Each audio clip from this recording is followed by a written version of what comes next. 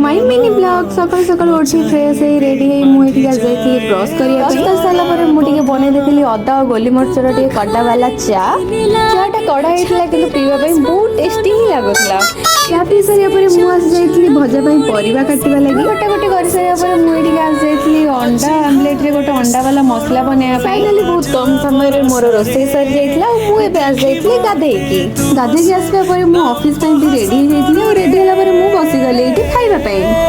खाई सारे मुझे आसिक अतर लगे हाथ में घंटे मुझे चली ऑफिस रे पहुंचला मोर काम स्टार्ट कर देती और संध्या बेले काम सारी आम मीनू दीदी मोर बाहर गलु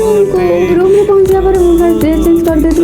आसी मोर बेड को टे सजाड़ा बेड झड़ाझड़ी कर सारे मुझे टच करके रखी धोई धोई मुझे आसी जाइए अदा पका नाली चा पीवाई रही टाटा।